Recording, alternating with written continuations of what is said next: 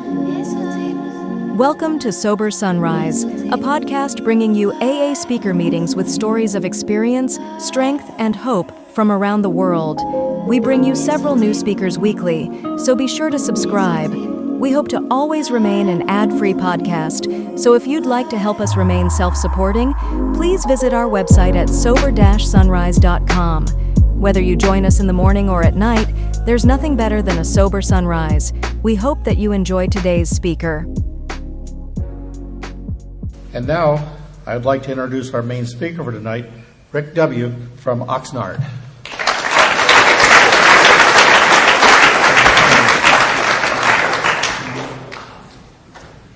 Hi, everybody. My name is Rick Wilson, and I'm an alcoholic. Oxnard in the house. What a great meeting, and I appreciate our first speaker tonight. First of all, I'll be known as the tall speaker, and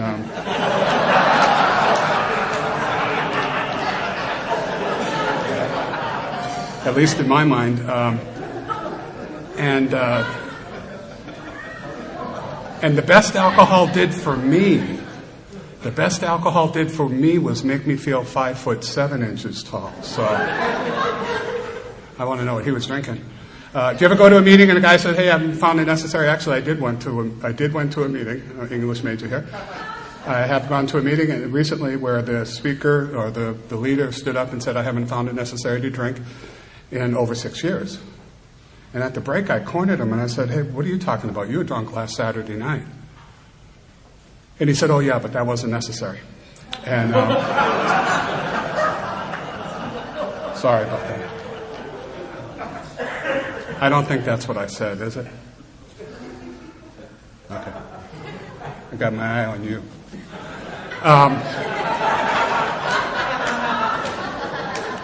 This really is a wonderful addition to Alcoholics Anonymous. And to me, it just proves that Alcoholics Anonymous is really a varied and vast group of people, you know. And I would ask you to look around the room and really, just by looking at somebody and tell them whether they're an alcoholic or not, you know, really. It's a good-looking group of people, and with very few exceptions.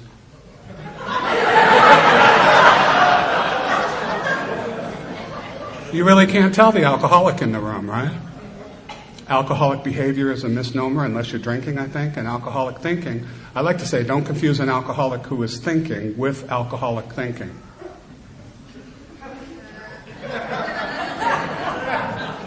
Is this being transcribed? No.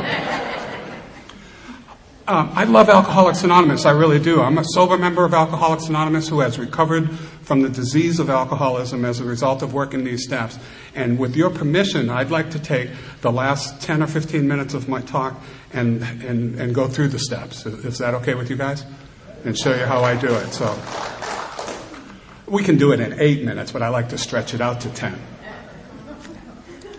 But the other thing I don't want you to do is to take my brevity as an insult to Alcoholics Anonymous, because I am an AA cheerleader. I love Alcoholics Anonymous, and I know you guys do too, because this is a great meeting, and I'd like to thank you for asking me to come here tonight. And my buds who drove down with me tonight too to be here with me. And do you ever get in a meeting and you say, "Hey, you know, there was like 50 years of sobriety there"? We figured it out on the way down that there was over 100 years of sobriety with 4 people in my car. And I got to tell you, that doesn't impress me at all. You know, I've never so what? You know, really. Hey, that's really good stuff. No, that means you got 4 old guys. You know, is what you got.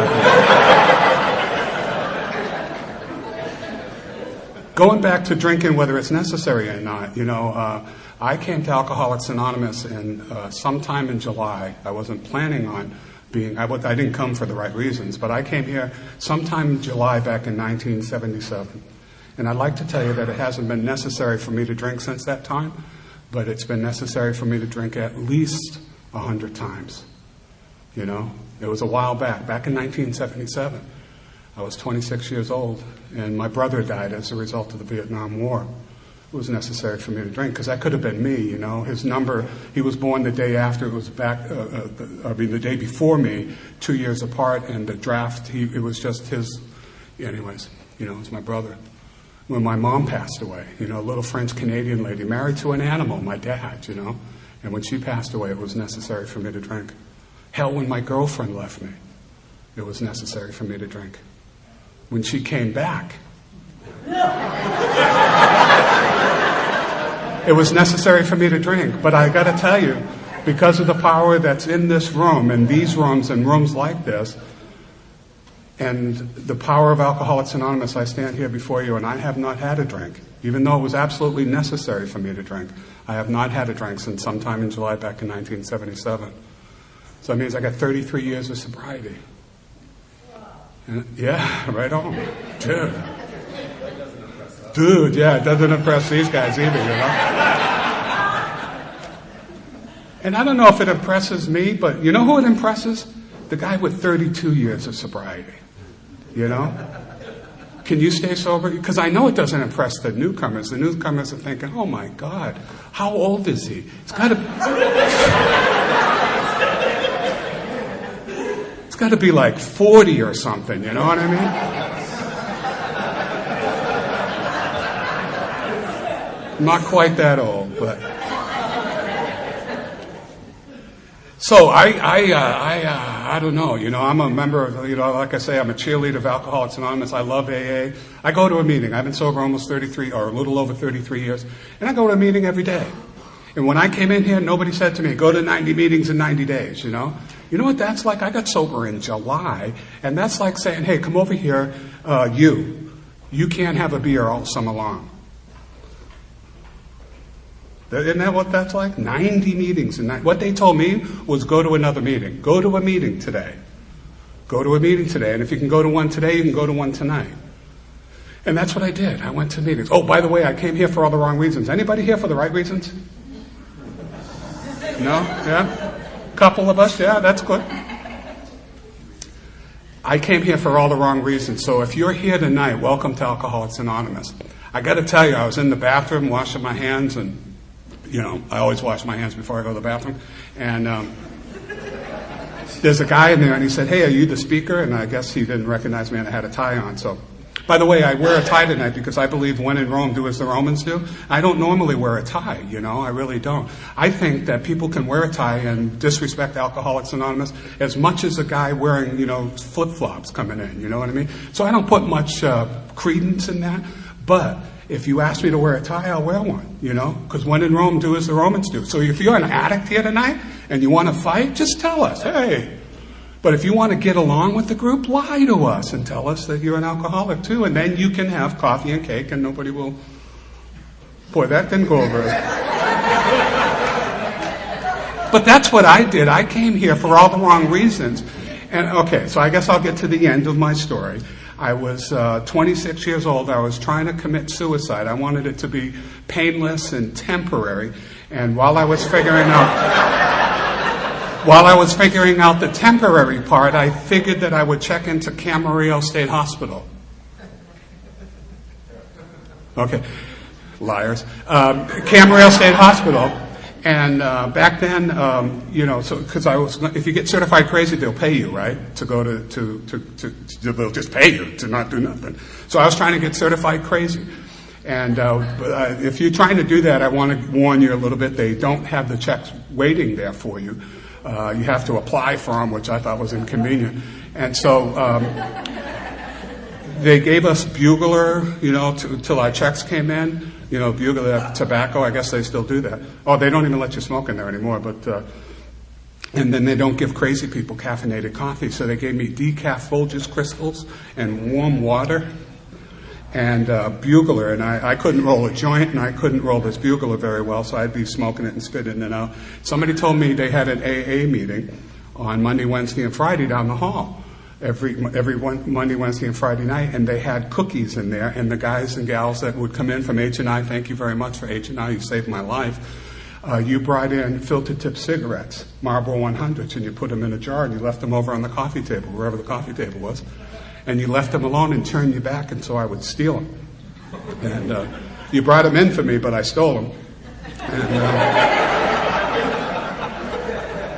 So I would get filter tip cigarettes, caffeinated coffee, oh, hallelujah, hot caffeinated coffee, cookies, and what I thought then was the smell of non-crazy perfume, and I learned differently. But so that's why I came to AA. Back then you could smoke in the meetings. You know, as a matter of fact, I think it was mandatory. Because if you went, right, Brad? If you went chain smoking cigarettes and drinking coffee incessantly, we'd say to you, hey, maybe you're not an alcoholic, you know? Maybe just try Al-Anon or something. But do we have any members of Al-Anon in the house? Welcome, welcome. How'd you get out? I'm just kidding. I'm the smart guy. Some people are gonna thank me on the way out, and other people are gonna kick me in the butt. So that's how I came to Alcoholics Anonymous. But before I got there, let me tell you a couple of stories to let you know that I really am a drunk. I went to high school for 4 years.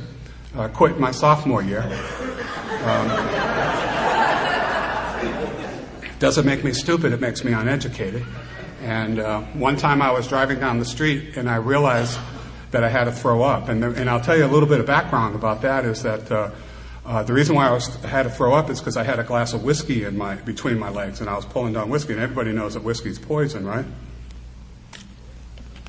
And I must have got paid because I would rather drink whiskey than beer or wine because I urinate a lot.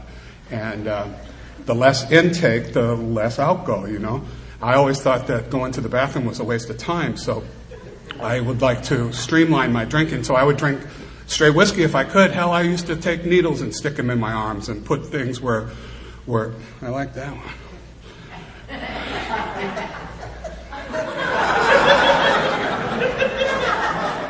I just like to do that, you know. I'm just a weird guy, and I'm thinking about that now. I can't think of anything else. What was I doing? Well, I'm driving down the street. And I'm drinking whiskey, and I'm going to have to throw up. But I got to tell you this: that there isn't a part in my life that I haven't not always drank, you know. And prior to this, I guess I had been drinking Boone's Farm apple wine, the sweet wine, you know. It's not really apple wine; they just make it near an apple orchard, so they can call it apple wine. And I don't know about you, but wine has especially that sweet, expensive stuff. You know, that was like $2 a bottle, wasn't it? It was expensive, and it would have a loosening effect on my bowels. And whiskey always wanted to make me throw up till I get some in me, right? So I was headed out. I think it was a Wednesday night. I don't know why I remember that. But I'm driving down the street, and I'm trying to drink whiskey, and I'm going to have to throw up, and I pull off to the side of the road. And I did get off to the side of the road, but I didn't get the door open, and I threw up. And I didn't want to get it on the inside of my car, so I handled my mouth, which seemed like a good idea at the time, but it came out of every hole in my head, you know what I mean? Through my fingers, up on the windshield, all over the front of me, out of my ears, I really believe. I think there is a tube that goes there, but it was just a horrible mess. And at the same time, I filled my pants with Boone Farm apple wine.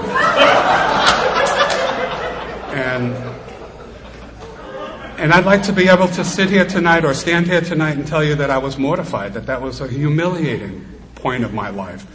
And I got to tell you that I was inconvenienced is what I was, you know.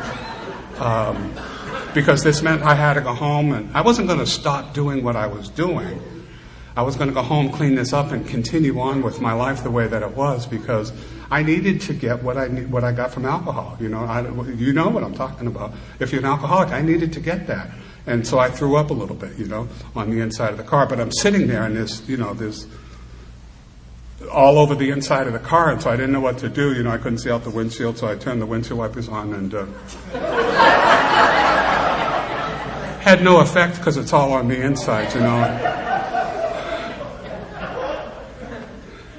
They'll thank Brad, by the way, is the one who got me to speak here tonight, so if you have any problems with that, you can see him. But that's the story of my life. You know, I went home and I cleaned up the car, you know, hosed it out, changed my clothes. Hopefully I took a shower and I continued to go home. But really where it all started was in Byfield, Massachusetts. Are you a maniac? Yeah. Whereabouts? Back. Bath, Maine? Oh, okay. Well, yeah, me and you got to talk. I come from a small town in New England, small town in Massachusetts called Byfield, and I was standing out in the ballpark one day, about 10 or 11 years old. I forget really how old I was, but I was trying to muscle down. We stole some whiskey, and I was trying to get it down so I could see what was going on and with this whiskey stuff. And before that, I got to tell you that I grew up in the town that I grew up in was really small. My dad was a town drunk, and you were instructed by your folks not to hang around with guys like me. Then they'd say, "I told you not to hang around with those Wilson boys," and I'd be right there, and I think, God, these guys are, I'm sensitive, I'm standing right there for crying out loud, and the stuff. If you grew up in an alcoholic family, you know what I'm talking about. And if you didn't, I don't know if I can really explain it to you. But there was a lot of ugliness that happened in my house at night when my dad came home, And so when I went to school, I couldn't look at anybody in the eye because I felt ashamed of who I was and where I lived. I mean, when you drove by my house, it was obvious, oh, there's the Wilsons, It's painted 3 different colors, and the lawnmower halfway through the lawn, and, a couple of junk cars, and, it just wasn't a pretty sight, And I went to school, and I couldn't look at anybody in the eye, and I'd walk around like this, And I started recently in church. That's a lie, because I haven't been in church other than tonight for a while. But I heard a song, over the past few years that talked about God being the glory and the lifter of my head. And I got to tell you, that day in Byfield, Massachusetts, in that ballpark, alcohol was the glory and the lifter of my head. Because what happened was I walked into the ballpark looking like this, and I took a drink of alcohol, and boy, it just rocked me back on my heels, relaxed my shoulders, made me feel 5'7" tall, and it changed my gaze from here to here. And not a lot of people noticed. It didn't look like a big deal, but it made all the difference in the world to me. I could start, for the first time ever that I can remember, I could look at people in the eye, and I felt okay. And that's why I've never, till this day, actually, I have never tried to quit drinking. I've never wanted to quit drinking. I got tricked into it, and I'll tell you about that in a minute. But I never tried to quit drinking because alcohol did wondrous things for me. It made me feel okay. And then I took a couple more drinks, and then I thought, what the hell are you looking at, pal? It really did change who I thought I was, And my first drunk driving, I was about 15, before a driver's license. I had a bunch of drunk drivings, The last one was really expensive. I think it was $175. Yeah, I know. It was horrible. It was a horror. Or 10 days in L.A. County Jail. So I took the L.A. County Jail. You ever been to L.A. County Jail? For $175? Boy, I wished I could have paid it. Anyways, wasn't a smart move, but that's okay, because I've made a lot of stupid moves in my life. One time I'm driving down the street, and I wake up, which is exciting.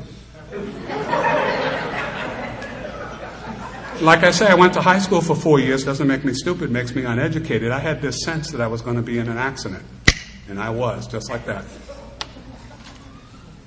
But I got to get away, because I don't have a driver's license. So I'm driving away from this accident. And I realized within a very short period of time, my chest hurts, because I broke the steering wheel on my chest. That my head was bleeding, because I put it halfway through the windshield. And that I've knocked out my front teeth. And the car wasn't in much better shape. And I realized that I wasn't going to be able to get away, that it wasn't going to make it, So I drove, maybe a half a block, and I got out of the car, and I threw the keys down, and I started to run. And the reason why this was because it wasn't my car, so I could have got away, right? If I got away, it wasn't my car, so, hey, it's not my car. And the other thing is that I don't have a driver's license. And the reason why I don't have a driver's license is because I lost it for drunk driving. And I don't know how old I was, maybe 17 or 18 years old, maybe 19. So I'm hoofing it, That's what we call it back then, hoofing it. I'm running. Threw the keys down and started to run. And I didn't realize this, but there was a cop behind me, watched the whole thing. And as I'm running, he says those words that I've always hated to hear from cops. He said, "Hey, Rick." And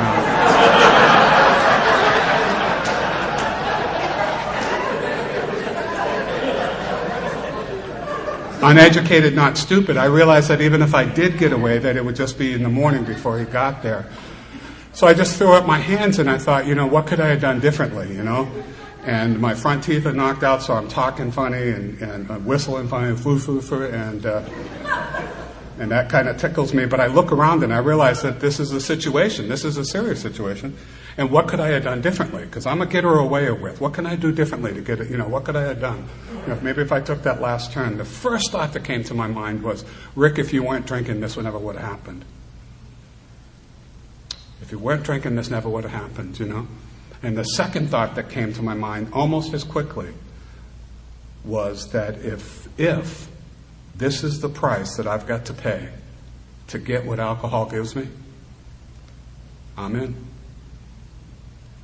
I just smashed up somebody else's car, knocked out my teeth, broke the steering wheel on my chest. Once again, I'm being arrested for whatever it is they're going to arrest me for. And if this is the price that I've got to pay to get what alcohol gives me, because you understand what alcohol gives me. Alcohol makes me feel okay. What do you want? What do you want? My family? You can't have my mom. You want my wife? What do you want? I'll give it to you. And you know what? The truth of the matter is this didn't happen every time I drank. It only happened 2, 3, maybe 4 times a year. And if that's the price, I'm in, because I got to have what alcohol gives me. So with that kind of attitude, by the time I'm 26, I'm ready to die. There's no fanfare. There's nobody around to write a note to. 6 of us were living in a 1-bedroom apartment in Burbank. They didn't, if you weren't there, it was just a little bit more breathing room, And so I checked into Camarillo State Hospital, like I said, for all the wrong reasons. And I walked up, there was a nice young lady there, and I said, "Hi, my name is Rick, and I'm not an alcoholic." And she said, "Well, what are you doing here then?" And I thought, God, I'm being rejected in a mental institution. This isn't going very well. But it was good while I was there because the checks were going to come in. You know what? Having the checks going to come in, it's almost like drinking, right? Do you ever get a bottle when you need to drink really bad, and you take the bottle and you open it and those little things click off? Click, click. And your whole body relaxes. I'll speak for me. My whole body relaxes. And I almost don't even need to take this drink anymore because I know the comfort that's going to come when I do. And that is enough to almost make me not have to drink. Oh, I'm going to drink it. But the feeling that I have is so powerful. And I drink. So I come to alcohol. That's like having the checks come in. So I'm there, Hell, I became, what do they call it? I was president of the Patients' Council. We lobbied to get the swimming pool opened or closed. I don't know what we did, but one of the things that I did was I went to AA meetings, and I didn't know anything about alcohol. I knew that I wasn't an alcoholic. Went to therapy. Ever been to therapy? Wonderful stuff. Wonderful stuff. My therapist told me, hey, you know what you guys got to do? You guys got to go to home, not home. Oh, you were there too, huh? You got to go back to your dorm and you got to write a letter and you got to put the blame of your alcoholism where it belongs, on your parents.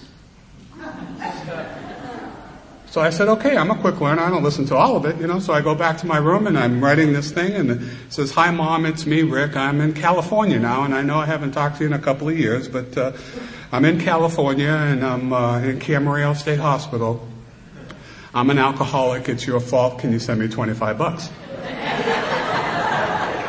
And I put a stamp on it and I mail it. Monday I go to therapy, and the therapist says, "Okay, bring out your letters." And I said, "I've already mailed mine." And he said, You did what?"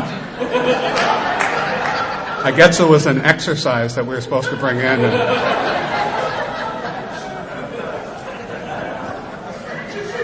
Details. That was back in 1977, and it took, I think they were still using Pony Express to get these letters across and back, But I don't think it was a week later that I got a letter from my mom. And they talk about this being a family disease, and that doesn't mean my brother's an alcoholic too. It means that I am such a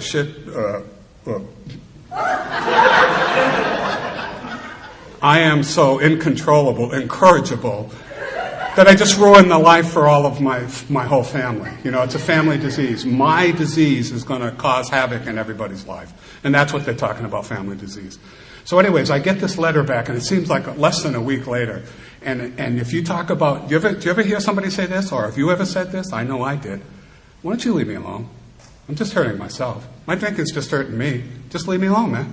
Just leave me alone. And I got this letter back from my mom, and I got to tell you, my mom's a 4'11" French-Canadian lady married to an animal for years, for many, many years. And she's just an angel. I never heard her swear.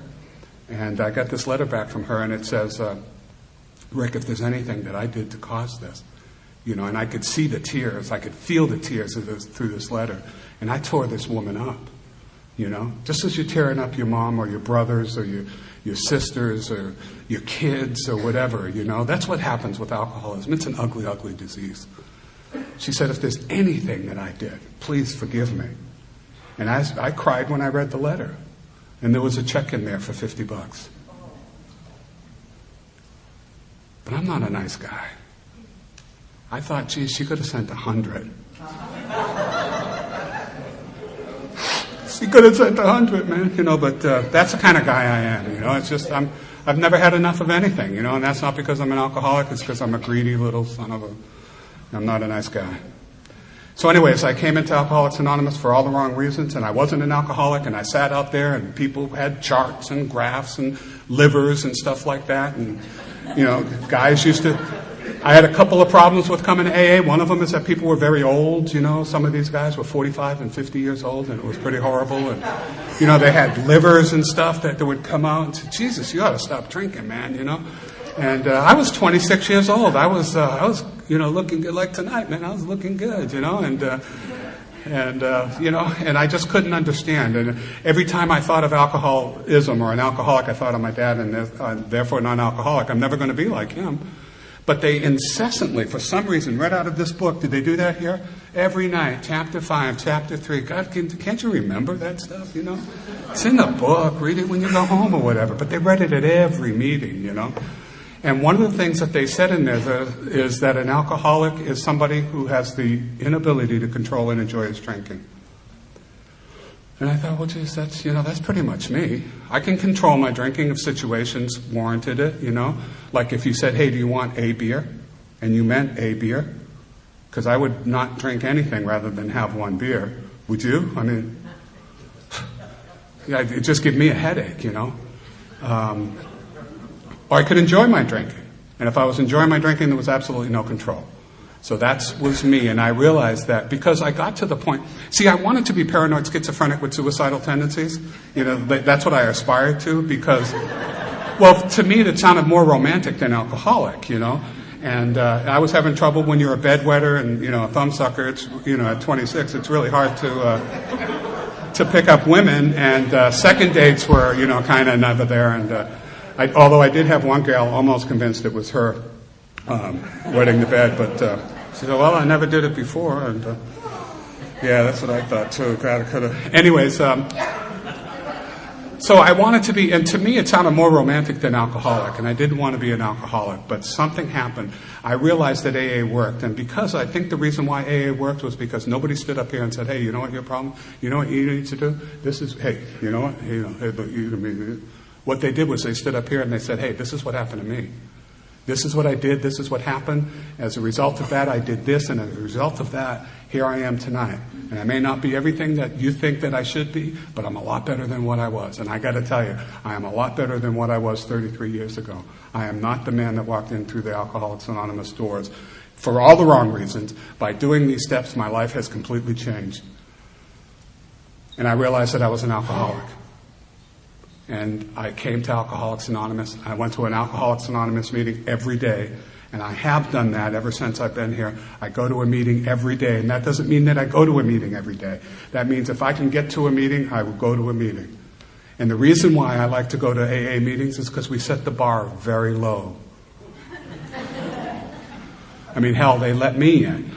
That's how low we set the bar in Alcoholics Anonymous. So I've come here, I got sober, I don't know if this is, we're kind of far from Oxnard, so I don't know if you know this, but I was the best chair putter away that Alcoholics Anonymous, in Oxnard anyways, has ever seen. Rick Wilson, everybody? No?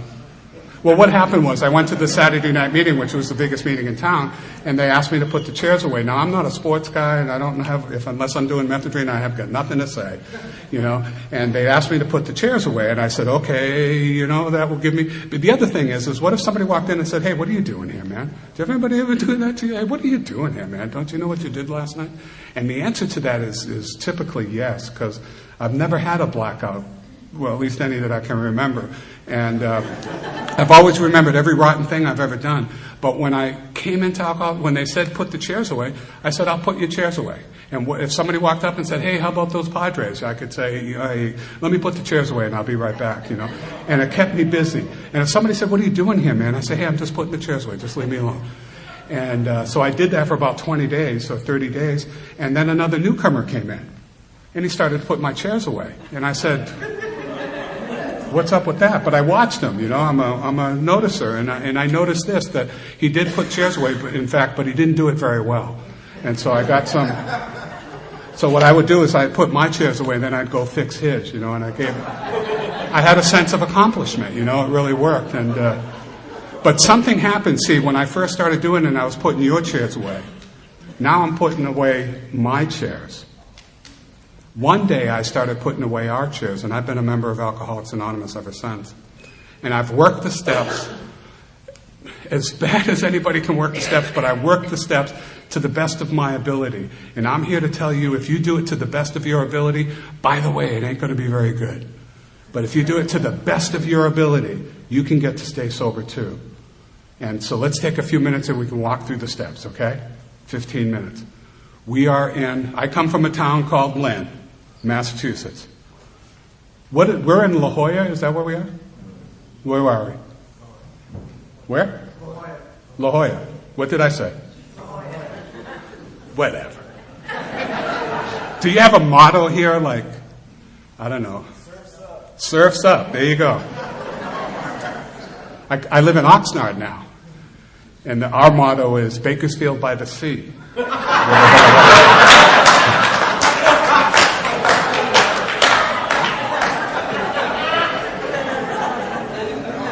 That doesn't get the same ring in Oxnard, they don't say.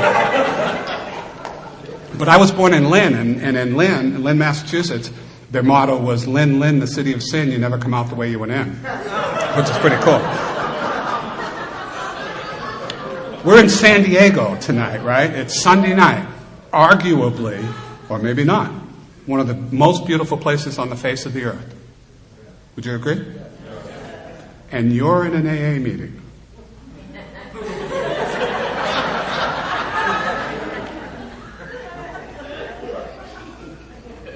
Admit it.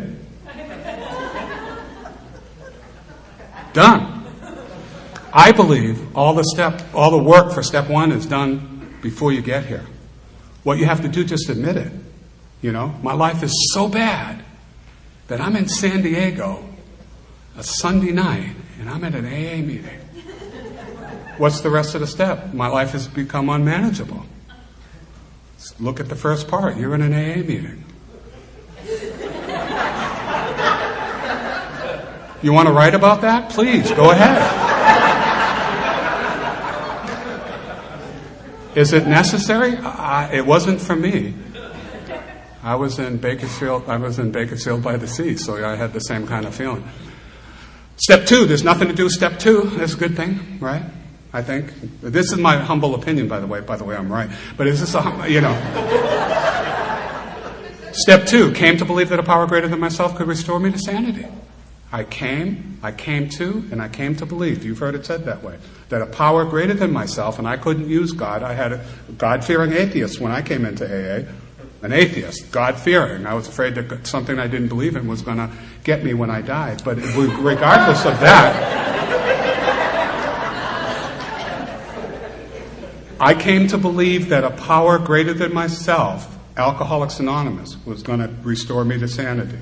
Not the crazy things that I did when I was drinking, but the fact that I thought that I could drink with immunity, knowing what I had done in the past. That will go away. And the only thing that I know how to do that is to go to another meeting. Step three, made a decision. How many of you decided you weren't going to like me when I got up here? Security? Just the jealous ones, I understand. Good looking and all that, but we make decisions all the time, you know? You should have seen how many decisions we made when we were trying to figure out where to eat. You know? I make decisions all the time. I'm going to lose weight. I know how to lose weight. You eat less and do more, right? I go to the gym on a regular basis. You don't get a body like this without it. You know what I mean? I make a decision to do these things.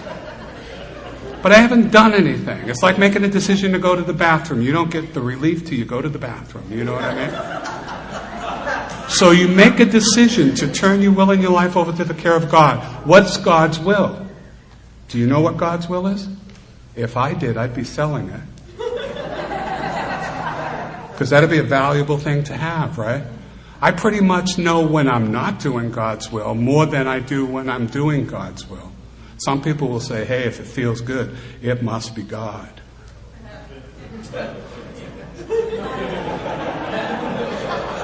There's a lot of stuff that feels good that God doesn't want anything to do with. You guys are from down here, so you've heard this before. I'm not good enough to recite it, so I got to read it. It talks about which path, the right path. It says, Dear God, I have no idea where I'm going. As I do not see the road ahead of me, I do not know where it will end, nor do I really know myself that I'm following your will. And the fact that I think that I'm following your will doesn't mean that I'm actually doing so. But I believe this. I believe that the desire to please you does in fact please you. And I hope that I have that desire in everything that I do. I hope I never persist in anything apart from that desire. And I also believe that if I do this, that you will lead me down the right road, though I may know nothing about it at the time. Therefore, I will trust you always. And though I may seem to be lost in the shadow of death, I will not be afraid, because I know that you will not leave me to face my troubles alone. And I have these if you want some of these. I have plenty, so you can pass them around. And I'll come up and get them after the meeting. But that's a real powerful thing for me, because I don't know what God's will. God has never, ever, I've been sober 33 years, God has never, ever, not once come down and, one time. I was in the recovery house in Oxnard, and I just wasn't having a good day. Things just weren't going right. Did that ever happen to you? And I went down to the beach in Oxnard, and I'm out there, and I'm slamming, and I said, God, why does this crap always happen to me? And the skies opened up, and a light came down, and a voice came out just as loud, just as clear as a bell. And he said, because there's something about you that just pisses me off. Other than that, he has never come down to talk to me, never burnt a bush. What he's done is he sent you to me, and that's how God talks through me. And another way that he talks to me is through that still small voice in the back of my head. And I try my best to ignore it, but those are the things that happen to me. So we make a decision, and the decision is really the fruit of that decision is the fourth step. Now, the fourth step, have you ever heard somebody say, hey, wait, watch out, let's hold off on the fourth step? That's like somebody saying, you have a headache and somebody says, I've got aspirin here, but why don't we wait a little while before you take them? Because the fourth step is the medicine that we have here in Alcoholics Anonymous. It is the thing that will change your life. And so I would tell you, for the people who tell you to watch out for the fourth step, I would tell you to watch out for the people who tell you to watch out for the fourth step. And get into the fourth step. It's Sunday night. It's a little bit late into the weekend, but you could do your fourth step tonight. There's nothing in there that you don't know. When I first got sober in the 70s, there was a big, and I don't know, I haven't seen it for a while, but people were going into past life. They were getting hypnotized so they can go into their past life regressions. And, they wanted to know if they were Pocahontas or Chief Sitting Bull or whatever it was, Because they wanted to remember the stuff they had forgotten that they couldn't remember. And so when they asked me, they would say, well, Rick, what about the stuff I can't remember? I would say, don't write that stuff down. It seemed to work for me, And to go through the 4-step would really take more time than really, to do it justice. But I can tell you that in the beginning, it's really very simple. It talks about who you're mad at. It talks about a grudge list, and who you're mad at. If you can figure out who you're mad at, you could probably figure out what they did. And then there's starting some other things in there where it talks about what it affects in you. And you may need some help with that, and please, by this point, have a sponsor so they can walk you through that. One of the things that I would ask you to look at is the fear inventory. And the fear inventory, for me anyways, there was a point where I redid the 4-step. And by the way, I've done more than one 4-step. You ever hear people say you only do one 4-step? You never, the rest of it's done in a 10-step, Not once have I been here and I've heard somebody come back and say, "Hey, why'd you get drunk?" And they say, "Oh, I did one too many 4-steps. So I think that if you just do it, by the way, the 10 steps says continue to take personal inventory, which is a 4-step. Okay, enough of that crap. But if you do that, then you can set yourself free. And the 5th step is just sharing that stuff, And people say, well, why can't I just do it with God? And we say from practical experience, we don't get that connection well enough. Again, God has never come down and talked to me. But when I'm doing it in front of somebody else, and when I was doing that, I'll tell you this, that I didn't write down the one thing that I wasn't going to tell anybody about, and I didn't even write it down. And when I sat down to do my 5th step with this guy, he started to share with me to make me feel a little comfortable, and he shared an experience which was the exact experience that I wasn't going to put down, that I didn't put down, and as a result of that, he saved my life. And God is into saving lives, but He does it through us, right? And so the 4th and the 5th step are very, very important. Step 6, good news, nothing to do. It is a statement. In the present tense singular, it says, I am ready to have God remove all these defects of character. That's exactly what it says. There's no work to do there. There's this much in the big book about it. It says, I am ready to have God remove all these defects of character. And if you've done the first 5 steps, you will be ready. But let's say you're not. What do? Then you have to go back. How far? I don't know. How far? To 4? To 3? Maybe to 1. I don't know. But when you get back to 6, it says, I am ready. Step 7 says, ask Him. Right? And you know why there's 12 steps now? Back in the beginning, you know that there was only 6, right? And I've got this on good authority. Bill, on the way home to write the book, stopped at Starbucks and got a triple venti, a couple of ad shots in there. And he started to write the book, and bingo, there was 12 steps. If you did it the day before, you only had to do 6. Now you got to do 12. I would ask you to do it real quickly because there's a group someplace, probably in South San Diego, that's trying to make this a 24-step program. So if you do it now, you can get away with only doing 12. So step 6, I am ready. Step 7, please take this stuff. Step 8, even in the book it says 8, we've already got the list. It says make a list. By the way, you already have the list. You made it when you did the 4th step. Rarely are they complete, so you complete the list, right? And then you make amends in step 9. Amends, not amend, 2 different words. You make amends, which means if I broke a window, I replace the window. If I stole $100, I replace the $100. If I broke your heart, that's a little tougher. But I do the things that I need to do, and that's where we work on this. But I make amends to the people that I've harmed, not the people that I don't like. I've always thought you were a pompous ass. I'm going to AA, and I'm beginning to believe in God, and I'm sorry that you're a pompous ass. We make amends, which means reparations. We make reparations for the harm we've done other people. We don't change our lifestyle, although that's probably going to happen, but we make amends to the people, direct amends, eye to eye, face to face, or even over the phone, if necessary, to the people that we can. And that's a tough thing.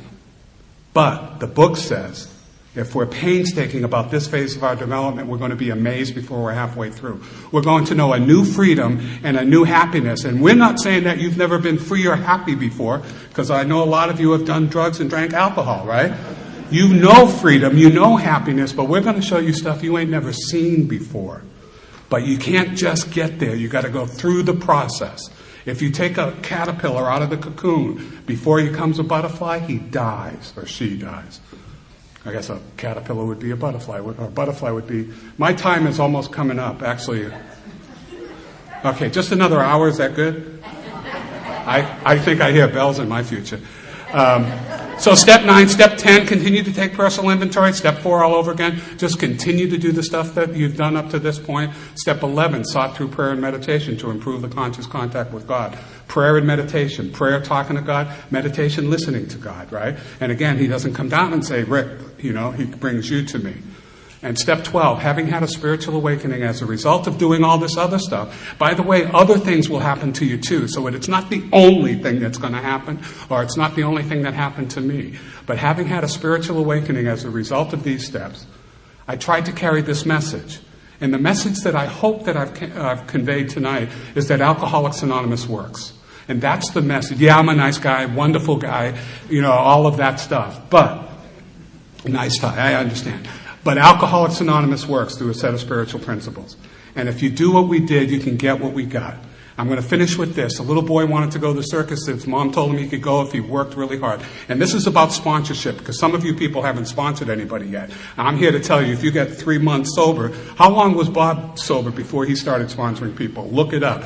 And so he's got this stuff going on. If you haven't sponsored some, you're missing the boat. This boy wanted to go to the circus. He got a ticket. He worked all summer. He got some coin, and he went to the circus. And as he was coming into town, luck would have it, the circus parade was coming into town. And there in this parade was a wondrous sight. There were jugglers and giraffes and all this stuff. It was like an hour long. Just elephants and stuff. It was just a wonderful thing. And then at the end of the parade, they were cleaning up, and they had a little collection thing, and he threw his money in. And he went home, and his mom said, "How was the circus?" And he went on to explain how beautiful this, how wonderful. He'd never seen anything like it in the world. And the point is that he never got to see the circus. He got to see the parade. I'm here to tell you that this is a great parade. We got a lot of good stuff going on right here. We're involved and we do stuff, right? There's good-looking people and we just do all this stuff, and it's a wondrous thing. But if you aren't sponsoring people, you aren't getting into the big talk, because that's what the book talks about, working with an alcoholic one-on-one. If you got 2 weeks of sobriety and somebody's new walking in the door, you can help him. He's not even going to want to talk to me. 33 years. Oh my God, who would want to stay sober 33 years? Not me. Not me. 2 weeks of sobriety. You can help him. You can show him where the bathroom is. You can get him a cup of coffee. And I can't. And I'm done. And I want to thank you all for listening to me tonight. Thank you for having me.